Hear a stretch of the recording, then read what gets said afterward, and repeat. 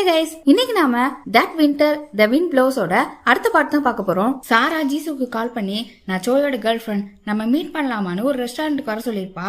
சோய் தான் ஜீசுவை அந்த ரெஸ்டாரண்ட்டுக்கு டிராப் பண்ண கூட்டிட்டு வரான். ஆனா ஜீசு சோய் கிட்ட சாராவை மீட் பண்ண போறதா சொல்லல. அவனும் ஜீசுவை டிராப் பண்ணிட்டு டான் அக்கா அந்த லேடி டாக்டரை பார்க்க போறான். அவங்க ஜீசுக்கு ஆபரேஷன் பண்ண முடியாது, அது ரொம்ப ஆபத்து. சப்போஸ் ஆபரேஷன் சக்சஸ் ஆனாலும் கீமோ கொடுக்கும்போது அவ கண்டிப்பா இறந்துருவான்னு சொல்றாங்க. சோயால இதை ஏத்துக்கவே முடியல. இதுக்கு முன்னாடி கூட ஒரு பையனுக்கு இப்படிதான் சொன்னாங்க, மூளையில டியூமர் பெருசா இருக்குன்னு. ஆனா ஆபரேஷன் பண்ணும்போது தான் தெரிஞ்சிருக்கு அது சின்னதா தான் இருந்திருக்கு அப்பெல்லாம் சொல்லி பாக்குறான். ஆனா அவங்க நான் அந்த மாதிரி ஆபத்தான முடிவெல்லாம் எடுக்க விரும்பல, அது அவளுக்கு ஆபத்தா தான் போய் முடியும்னு சொல்ல அவனுக்கு என்ன பண்றதுனே தெரியல. அங்கிருந்து வெளியில போறான். அவன் போனதுக்கு அப்புறமும் டானோட அக்கா ஜீசுவோட ரிப்போர்ட்டை தான் பாத்துட்டு இருக்காங்க. சோய் ஆல்ரெடி ஜீசுக்கு சர்ஜரி பண்ண முடியாதுன்னு சொல்லிட்டாங்களேன்னு ஃபீல் பண்ணிட்டு நிக்கிறான். அப்பதான் சாரா இந்த மெசேஜ் அனுப்புறா. ஜீசுக்கு அனுப்ப டைப் பண்ணி வச்ச மெசேஜ், உன் கூட இருக்கிறது உண்மையான அண்ணன் கிடையாது, அவன் உன்னோட உண்மையான அண்ணன் மாதிரி நடிச்சிட்டு இருக்கான். உன் அண்ணன் ஏற்கனவே இறந்து போயிட்டான், இந்த விஷயம் உன்னை சுத்தி இருக்க எல்லாருக்குமே தெரியும், வேணா செக்ரட்டரி வாங்க கிட்ட விசாரிச்சு கன்ஃபார்ம் பண்ணிக்கோ அப்படின்னு சொல்லி இவனுக்கு என்ன பண்றதுனே தெரியல, நொந்துட்டான். அங்க ரெஸ்டாரண்ட்ல ஜீசு கொஞ்ச நேரம் வெயிட் பண்ணி பார்த்துட்டு சாரா வரலன்னு நினைச்சு அங்க இருந்து கிளம்புறா. சாரா தான் ஜீசுக்கு ரெஸ்டாரண்ட் கதவே ஓபன் பண்ணி விடுறா. ஓபன் பண்ணி விட்டு கீழே 3 படி இருக்கு பாத்து இறங்குன்னு சொல்றா. இவளும் வெளியில வர சாராவை பாட்டு கிளம்பிட்டா. கரெக்டா அந்நேரம் ஜீசோட ஃபியான்சி அவளை பிக்கப் பண்ண வந்துட்டான். உள்ளே வெயிட் பண்ணி இருந்துக்கலாம்னு சொல்லிட்டு அவளை கூப்பிட்டுக்கிறான். அப்புறம் 2 பேருமே ஜீசோட கம்பெனிக்கு தான் போயிருக்காங்க. அங்க ஒரு மீட்டிங் நடக்கு. இவங்க டெக்ஸ்டைல் பிசினஸ் தானே பண்ணிட்டு இருக்காங்க. அதை பத்தி அந்த ஜீசோட ஃபியான்சி பேசிட்டு இருக்கான். ஆனா இவ அதெல்லாம் கவனிக்கல. இவ முந்தின நாள் நைட்டு சோயோட உதட்ட தொட்டு பார்த்து பதறி இருப்பால, அதே தான் யோசிச்சு பார்த்துட்டு இருக்கா. இப்ப 2 பேரும் ஒரு ரெஸ்டாரண்ட்ல உட்காந்து பேசிட்டு இருக்காங்க. ஜீசு சாராவை பார்க்க வந்த விஷயத்த ஜீசோட ஃபியான்சி கிட்ட சொல்றா. அவன் ஒண்ணு இனிமே யாரும் கூப்பிட்டா இந்த மாதிரி தனியா வராதுன்னு சொல்லிட்டு இருக்கும்போது அவன் என்ன கேக்குறானா, அண்ணன் விஷயத்துல மத்த பொண்ணுங்க மேல பொறாமப்படுறது தப்பான்னு கேக்குறா. அவனுக்கு இதுக்கு என்ன பதில் சொல்லனே தெரியல. நீ அமைதியா இருக்கலே தெரியுது தப்புன்னு, சும்மா லைட்டா தான், நான் அம்மா அப்பா க்ளோஸா இருந்தா கூட பொறாமப்படுவேன், வேற ஒன்னும் இல்லைன்னு சொல்லும் போது அவன் உனக்கு செக்ரட்டரி ஹேன தெரியுமான்னு இவனோட கேர்ள் ஃபிரெண்ட் பத்தி கேக்குறான். அவளும் அது பாஸ்ட் தானு சொல்லும் போது ஆமா பாஸ்ட் தான், முடிஞ்சிருச்சு, அது எல்லாமே முடிஞ்சிருச்சு, இப்ப நான் உண்மையா இருக்கேன், எனக்கு ஒன்னு ரொம்ப பிடிச்சிருக்கு, அப்பா அம்மா கூட முதல்ல வேணான்னு சொன்னாங்க, அதுக்கப்புறம் உன்னை அவங்க பார்த்ததுக்கு அப்புறம் அவங்களுக்குமே பிடிச்சிருச்சு, எனக்கு சேர்மனோட கடைசி ஆசை ஞாபகம் இருக்கு, நான் பிஎல் குரூப்பை நம்ம நாட்டிலே பெஸ்டானதான் மாத்துவேன் அப்படின்னு சொல்லிட்டு இருக்கும்போது அவ அந்த பொண்ணு எதுக்கு என்ன வர சொல்லியிருக்கோம், என்ன பேசணும்னு நினைச்சிருக்கோம் அப்படின்னு சொல்றா. இவன் ஒண்ணு நீ என் கூட இருக்கும்போது எப்பவுமே சோயை பத்தியே தான் பேசிட்டு இருக்கேன்னு கொஞ்சம் வருத்தப்படுறான். இப்ப அப்படி சோயை தான் காட்டுறாங்க. அவன் பார்க்கோட அப்பாவை பார்க்க வந்திருக்கான். அவரும் நல்லா சாக்கடிச்சிட்டு இருக்காரு. நீ என்ன பார்க்க வந்திருக்க, அப்படி என்ன மிஸ் பண்ற அப்படின்னு சொல்லி சாக்கடிச்சுட்டே பேசிட்டு இருக்காரு. அப்புறம் அவருக்கு பாத்ரூம் போன போல இருந்தனால அவன் வெளியில கூட்டிட்டு போறான். அவர் பக்கத்துல உள்ள சோகத்திலேயே பாத்ரூம் போக பாக்குறாரு. அப்பா இது பாத்ரூம் இல்லன்னு புடிச்சு இழுத்துட்டு இருக்கும்போது நீ எதுக்காக இன்னைக்கு வந்த, ஏதாவது நடந்துச்சா, என்ன விஷயம்னு கேக்குறாரு. அவன் ஒண்ணும் இல்லைன்னு சொல்லும் போது நீ இதோட என்ன 3 தடவை மிஸ் பண்ணிருக்க, ஒன்னு ஃபர்ஸ்ட் டைம் ஹீஜு இறந்ததுக்கு அப்புறம், செகண்ட் டைம் நீ ஜெயிலுக்கு போயிட்டு வந்ததுக்கு அப்புறம், அப்புறம் இப்ப என்ன நடந்துச்சு, என்ன விஷயம்னு கேக்குறாரு. ஆனா அவன் எதுவுமே பதில் சொல்லல. அப்படியே பேசிட்டு இருக்கும்போது அங்க பார்க்கும் வந்துடுறான். அவன் கிட்ட சோய் பேசவே மாட்டான். பார்க்கும் இழுத்து வச்சு உனக்கு என்னதான் பிரச்சனை, உனக்கு வாழணும்னு ஆசையா இல்லையா, செக்ரட்டரி வாங்க கிட்ட பேசலாம் அப்படின்னு சொல்லி கேக்குறான். ஆனா சோய் நீ இனிமே என்கிட்ட பேசாத, என்ன தெரிஞ்ச மாதிரி கூட காட்டிக்காதுன்னு சொல்றான். ஆனா பார்க்க விடுறதால நான் இப்படி மூஞ்சி போற அடி வாங்கிட்டு வந்திருக்கேன், யார் அடிச்சான்னு கூட கேட்க மாட்டியான்னு சொல்லும்போது எனக்கு அதெல்லாம் தெரிஞ்சுக்க விருப்பம் இல்ல, இனிமே என் கூட பேசாதுன்னு சொல்ல அப்பெல்லாம் என்னால இருக்க முடியாதுன்னு சொல்லவும் சோய் பார்க்கோட மூஞ்சில ஒரு குத்து குத்திடுறான். என்ன உன் கையில ஸ்ட்ரென்த்தே இல்ல, இப்படி இருந்தா இந்த ஃபீல்ட்ல எப்படி பொழைப்ப அப்படின்னு சொல்லிட்டு இருக்கும்போது சோய் அங்க இருந்து கிளம்புறான்.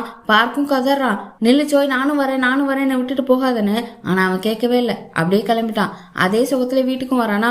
அப்போ ஜீசு ரூம்ல உள்ள அந்த மணி சத்தம் கேட்கும். உடனே இவனும் அங்க போய் பாக்குறான். அவன் நல்லா தூங்கிக்கிட்டு இருக்கா. பக்கத்துல போய் உட்கார்றான். இவனுக்கு வேற இப்ப ஏகப்பட்ட பிரச்சனையா. அது மட்டும் இல்லாம அந்த டாக்டர் ஜீசுக்கு ஆபரேஷன் பண்ண முடியாதுன்னு சொன்னாங்கல்ல, அதை யோசிச்சு பார்த்துட்டு அப்படியே அவளே பாத்துட்டு இருக்கான். அப்புறம் அப்படியே டக்குன்னு கிஸ் பண்ணிட்டான். இவன் கண்ணை மூடிட்டு இருக்கான். ஆனா அவ டக்குன்னு முடிச்சுட்டா. அவ தூங்கல போல தூங்குற மாதிரி படுத்துட்டு இருந்திருக்கா. அப்பாவே ஒரு விஷயத்த பாக்குறா.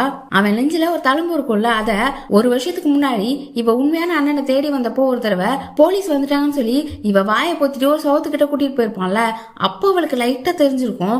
அதே தழும்பு இவளுக்கு ஒரே ஷாக்கா இருக்கு. இப்ப அவன் கண்ணை திறக்கிறதுக்குள்ளேயே திரும்பவும் கண்ணை மூடிக்கிட்டா. இவளுக்கு ஒண்ணுமே புரியல என்ன நடக்குதுன்னு. அவனும் பாசமா அவ கைய புடிச்சிட்டு அப்படியே அங்க இருந்து கிளம்புறான். அவன் இப்ப அப்படியே அந்த கிரீன் ஹவுஸ்க்கு தான் போயிட்டு இருக்கான். செக்ரட்டரி வாங்க தூங்கலான்னு போகும்போது ஸ்டெப்ஸ்ல யாரோ நடந்து போற சத்தம் கேக்குது. ஜன்னல் தரைய விளக்கிட்டு பார்க்கும்போது சோய் வெளியில போயிட்டு இருக்கான், அதுவும் அந்த கிரீன் ஹவுஸ நோக்கி. இவங்களும் பாக்குறாங்க, இந்நேரத்துல இவன் எங்க போயிட்டு இருக்கான் அப்படின்ற மாதிரி.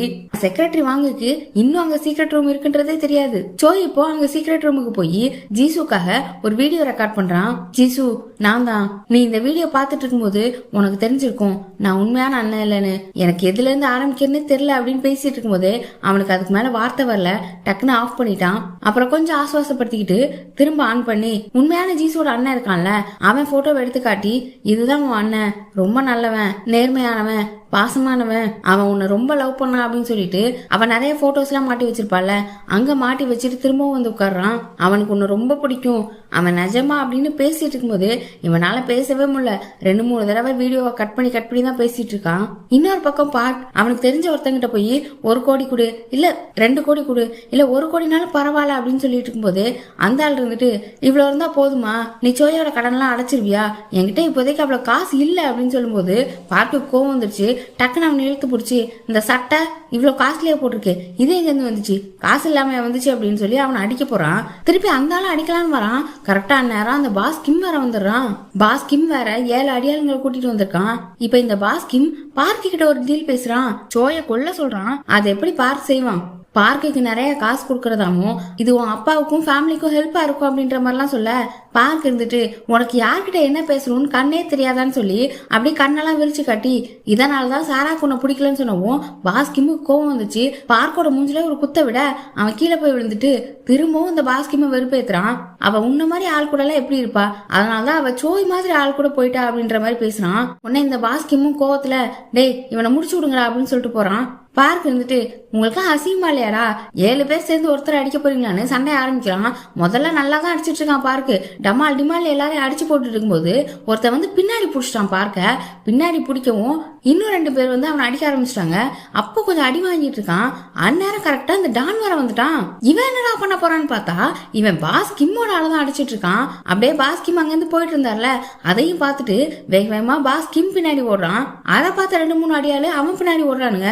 இந்த பாஸ் கிம் கார்ல ஏறும்போது டக்குன்னு இந்த டானும் கார்ல ஏறி உட்காந்து லாக் பண்ணிட்டான். அப்புறம் பாஸ் கிம்மோட மண்டையை பிடிச்சி ஸ்டியரிங் வீல்ல 2 குத்து குத்திட்டு உன் ஆளுங்களெல்லாம் போ சொல்லு அப்படின்னு சொல்ல, பாஸ் கிம்மும் கிளம்புங்கடா அப்படின்னு சொல்லிடுறாரு. பார்க்குக்கு பயங்கர அடி, மூஞ்சி கீஞ்சில ரத்தமா வருது.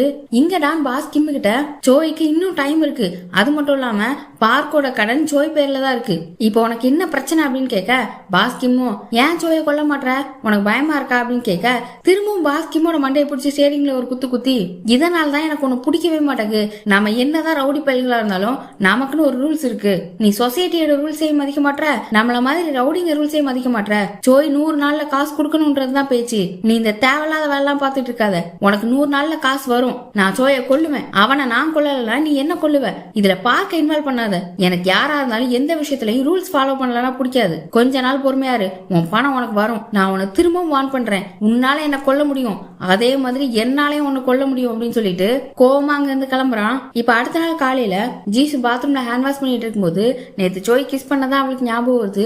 அவளுக்கு ஒண்ணுமே புரியல என்னடா நடக்குதுன்னு. அப்படியே அவ வெளியில வந்துட்டு இருக்கும்போது வெளியில சோய் நின்றுட்டு இருந்திருக்கான். டக்குன்னு பார்த்து பயந்துட்டா. என்னாச்சு ஏன் பதறன்னு கேட்கும்போது இல்ல ஒண்ணும் இல்லைன்னு சொல்லிட்டு அவ பாட்டுக்கு அங்க போய் இருந்து டச் அப் பண்றதுக்காக திங்ஸ் எடுக்கிறா. பதட்டத்துல அதெல்லாம் தட்டி விட்டுறா. எப்பவுமே ஜீசு அவ பழக்கப்பட்ட இடத்துல எந்த பொருளையுமே தட்டி விட மாட்டா, அவ்வளவு கவனமா இருப்பா. இவன் இதை பார்த்துட்டு என்னாச்சு உனக்கு உடம்பு எதுவும் சரியில்லையான்னு கேட்க, இல்ல அதெல்லாம் ஒண்ணும் இல்ல அப்படின்னு சொல்லிடுறா. இவங்க ஹாஸ்பிட்டலுக்கு கிளம்புறாங்க போல. அவ நேத்து நைட் ஏதாவது நடந்துச்சான்னு கேக்குறா. இல்லையே என்னாச்சுன்னு போது இல்ல நீ லேட்டா வந்த மாதிரி இருந்துச்சு அதனாலதான் கேட்டேன்னு சொல்ல, இவனுக்கு கொஞ்சம் பதறுது, இவளுக்கு எதுவும் தெரிஞ்சிருக்குமோன்னு. ஏன் என்னாச்சு, நான் வந்ததை நீ பாத்தியா அப்படின்னு கேட்க, இல்ல இல்ல நான் ரொம்ப நேரம் முழிச்சிருந்தேன், அது வரைக்குமே நீ வரலன்னு சொல்ல இவனுக்கு கொஞ்சம் சந்தோஷம் வந்துச்சு. எனக்காக இது வரைக்கும் யாருமே வெயிட் பண்ணதில்ல, நீ வெயிட் பண்ணிருக்க, நீ வெயிட் பண்ணுவேன்னு எனக்கு தெரியவே தெரியாது, அடுத்த தடவை லேட்டா வந்தா நான் சொல்றேன் அப்படின்னு சொல்லிட்டு அவன் மண்டையில கிஸ் பண்றான். அவளுக்கு டக்குன்னு ஒரு மாதிரி ஆயிடுச்சு. நான் ட்ரெஸ் சேஞ்ச் பண்ணும் நீ கிளம்புன்னு சொல்ல, சரி நான் கார்ல வெயிட் பண்றேன் நீ வந்துன்னு சொல்லிட்டு போறான். அவன் கீழே போகவுமே அங்க செக்ரட்டரி வாங்க நிக்கிறாங்க. அவனுக்கு ஒரு விஷயம் ஞாபகம் வருது. சாரா மெசேஜ் பண்ணிருப்பாள்ல ஜீசுக்கு இந்த மாதிரி தான் மெசேஜ் பண்ண போறேன்னு சொல்லிட்டு, அதுல கூட செக்ரட்டரி வாங்க கிட்ட கேட்டு கன்ஃபார்ம் பண்ணிக்கோ, இந்த விஷயம் உன்னை சுத்தி இருக்கிற எல்லாருக்கும் தெரியும்னு சொல்லி அனுப்பியிருப்பல்ல. அதை யோசிச்சு பார்த்துட்டு செக்ரட்டரி வாங்க கிட்ட போய் அவங்க மூஞ்சியே பார்த்துட்டு நிக்கிறான். அவங்களும் என்னாச்சு என்ன விஷயம்னு கேட்கும்போது, என்னால உங்களை புரிஞ்சிக்கவே முடியல, என்னை பத்தி உங்களுக்கு தெரியும்ல, அப்புறம் விட்டு வச்சிருக்கீங்கன்னு கேட்க, இப்போதைக்கு நம்ம 2 பேரோட குறிக்கோளும் ஒண்ணுன்னு சொல்றாங்க. ஒன்னா நீங்க ஜீசுக்காக பாக்குறீங்களா, பணம் இல்லையா அப்படின்னு கேட்க, எனக்கு எப்பவுமே ஜீசு தான், நீ தான் எப்போ மாறினு எனக்கு தெரியல, சீக்கிரம் சர்ஜரியை ஷெட்யூல் பண்ணு, சர்ஜரி முடிஞ்சதுக்கு அப்புறம் நீ இந்த வீட்டுல இருக்க போறதுல ஒத்த பைசா இல்லாம தான் வெளியில போற அப்படின்னு சொல்ல, அவன் உடனே நான் போகும்போது நீங்களும் இந்த வீட்டை விட்டு போயிருவீங்க அப்படின்னு சொல்லிட்டு இருக்கும்போது 2 ஆள் அங்க உள்ள வராங்க. எதுக்குன்னு தெரியல, ஜீசுவும் கரெக்டா அங்க வர ஜீசுவும் சோயும் ஹாஸ்பிட்டலுக்கு கிளம்பிடுறாங்க. அவங்க கிளம்பவும் செக்ரட்டரி வாங்க லாயருக்கு போன் பண்ணி சீக்கிரம் வாங்க அப்படின்னு சொல்லி கூப்பிடுறாங்க. இப்ப கார்ல ஏறவுமே சோய் ஜீசுக்கு சீட் பெல்ட் போட்டு விடுறான். அவ கொஞ்சம் பதறா, என்னாச்சு நான் தொட்டாலே பதறன்னும் போது, கண்ணு தெரியாதவங்க அப்படித்தான் திடீர்னு யாரும் தொடும்போது பதறுவாங்கன்னு சொல்லிட்டு இருக்கும்போது அவன் அந்த டாக்டரை பத்தி பேச ஆரம்பிக்கிறான். அந்த டாக்டர் என்ன வேணா பேசுவாங்க, உனக்கு சர்ஜரி பண்ண முடியாது, இது ஆபத்து, சக்சஸ் ஆகும் நம்பிக்கை இல்லைன்னா சொல்லுவாங்க, ஆனா நீ மனசை விட்டுறாத, ஆபரேஷன் பண்ணுன்றதுல முடிவாயிருன்னு சொல்ல அவனும் சரின்னு சொல்லிட்டு இருக்கா. அப்போ சோய்க்கு 3 கால் பண்றா, ஆனா அவன் அட்டன் பண்ணல. இப்ப செக்ரட்டரி வாங்க 2 ஆளை கூட்டிட்டு வந்திருப்பாங்கல்ல, அது எதுக்குன்னு பார்த்தா செக்யூரிட்டி கேமரா சிசிடிவி வீட்டுல வச்சிருக்காங்கல்ல, அதை பார்க்கதான். ஏன்னா நேத்து நைட் சோய் எங்கேயோ போயிருப்பான்ல, அதனால டவுட் ஆகி கூப்பிட்டுருக்காங்க. இவங்களும் சோய் கிரீன் ஹவுஸ்க்கு போறத பாக்குறாங்க. அப்பதான் அவங்களுக்கு ஒரு விஷயம் தோணுது, அப்ப கண்டிப்பா இங்க ஏதோ சீக்ரெட் ரூம் இருக்கு. அதனாலதான் இந்த சோய்க்கு ஜீசுக்கும் உண்மையான சோய்க்கும் சின்ன வயசுல நடந்ததெல்லாம் இவன் கரெக்டா சொல்றான்னு கெஸ் பண்றாங்க. இன்னொரு பக்கம் ஜீசுவை செக் பண்ணிட்டு அந்த டாக்டர் ஜீசு கிட்ட சர்ஜரி சக்சஸ் ஆக 10% தான் வாய்ப்பு இருக்கு, அதுக்கப்புறம் திரும்ப ஒரு 20 கீமோவாவது போகணும், திரும்ப டியூமர் வராதுன்னு சொல்ல முடியாது, இந்த ஆபரேஷன் பண்ணி தான் ஆகணுமான்னு கேக்குறாங்க. அவ ஒண்ணு நீங்க இந்த மாதிரி தான் பேசுவீங்கன்னு சோய் சொல்லி தான் கூட்டிட்டு வந்தான், அவன் முன்னாடியே வார்ன் பண்ணது நல்லதா போச்சு, எனக்கும் இந்த சர்ஜரியில நான் பொழைப்பேன் நம்பிக்கைலாம் இல்ல, இருந்தாலும் சோய் சொல்றான் அதனால சர்ஜரி பண்ணிக்கிறேன்னு சொல்றா. அவங்களுக்கும் என்ன பண்றதுனே தெரியல, திரும்ப வெளியில வந்து சோயை தான் திட்டிட்டு இருக்காங்க. இந்த சர்ஜரியில நம்பிக்கையே இல்ல, அவளை ஏன் இப்படி பண்ணிட்டு இருக்கன்னு போது, அதான் 10% நம்பிக்கை இருக்குல்ல அப்படின்னு சொல்றான். 90% ஃபெயிலியரா தான் ஆகும்னு சொல்ல அவன் கேட்கவே மாட்டான். டான் அக்காவும் அவளுக்கு சர்ஜரி வேணான்னு சொல்லு, கடைசி காலத்துல அவளை நிம்மதியா இருக்க விடாம எதுக்கு நம்பிக்கை இல்லாத ஒண்ணா அவளுக்கு திணிக்கிற, அவகிட்ட இப்பவே சர்ஜரி வேணான்னு சொல்லி வை அப்படின்னு சொல்லிட்டு அங்க இருந்து போறாங்க. அந்த ஹால்ல பக்கத்துல தான் ஜீசுவும் உட்கார்ந்துருக்கா. கொஞ்சம் எட்டதான் பார்க்கவும் மூணும் இதெல்லாம் நின்னு பாத்துட்டு இருக்காங்க. ஜோய்க்கு ரொம்ப வருத்தமா இருக்கு, அவனுக்கு என்ன பண்றதே தெரியல. ஜீசுவும் கொஞ்சம் கவலையா தான் இருக்கா. இனி அடுத்தடுத்து என்ன நடக்க போகுதுன்றத அடுத்த வீடியோல பார்க்கலாம். நம்ம சேனலை இன்னும் நீங்க சப்ஸ்கிரைப் பண்ணாம இருந்தா சப்ஸ்கிரைப் பண்ணிருங்க. அப்படியே வீடியோ பிடிச்சிருந்தா லைக் பண்ணி ஷேர் பண்ணிருங்க. Bye by.